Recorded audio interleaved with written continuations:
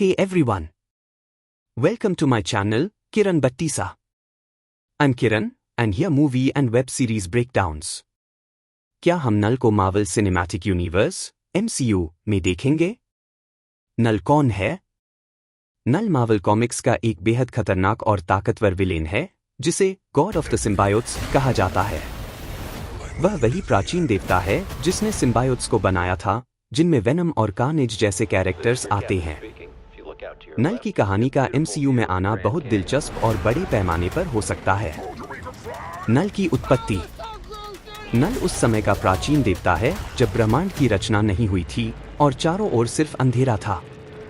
जब सेलेस्टियल्स, जिन्हें ब्रह्मांड में बड़े बड़े देवता माना जाता है, ने दुनिया की रचना शुरू की और ब्रह्मांड को रोशनी से भरना शुरू किया, तो नल इस पर क्रोधित हो गया। वह अंधेरे का देवता था और उसने इन देवताओं के खिलाफ युद्ध की घोषणा कर दी। नल ने ऑल ब्लैक नेक्रोस्वर्ड नाम का एक शक्तिशाली हथियार बनाया जो जीवित अंधेरे से बना था, और इसी से उसने कई देवताओं को मारा। इसके बाद नल ने सिम्बायोट्स की रचना की, जो काले तरल पदार्थ जैसे होते हैं और जीवों के साथ मिलकर उन्हें ताकतवर बनाते हैं। सिम्बायोट्स और नल का विद्रोह। शुरुआत में सिम्बायोट्स नल के अधीन थे और उनका इस्तेमाल वह विभिन्न ग्रहों और सभ्यताओं को नष्ट करने के लिए करता था। लेकिन जैसे जैसे सिम्बायोट्स अलग अलग जीवों के साथ जुड़े, उनमें भावनाएं विकसित होने लगीं।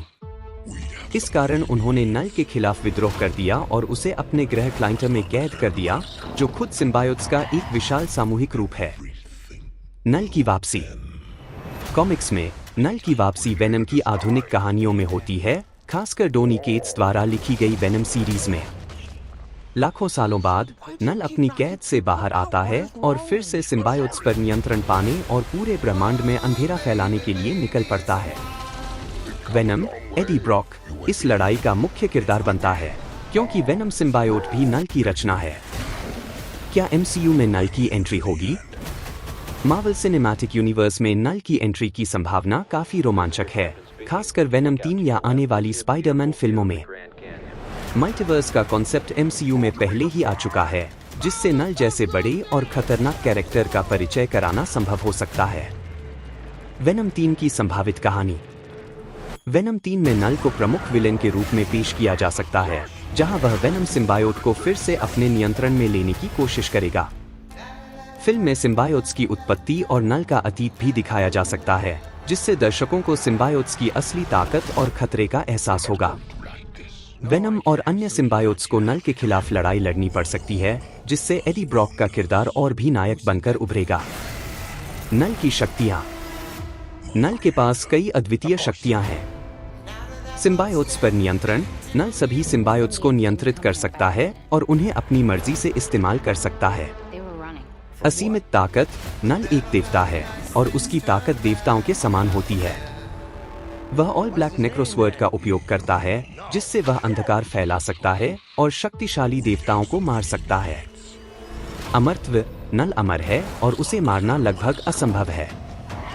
दूर संवेदन। नल बड़ी दूरियों पर भी सिम्बायोट्स के माध्यम से संवाद कर सकता है। MCU में नल की संभावित भूमिका।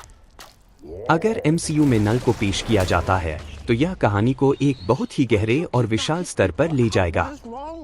नल की उपस्थिति सिम्बायोट्स की मूल कहानी को विस्तार देगी और यह वेनम, स्पाइडरमैन और शायद थॉर जैसे कैरेक्टर्स को भी जोड़ सकती है, क्योंकि नल की नेक्रोस्वर्ड का संबंध थॉर की कहानियों से भी है।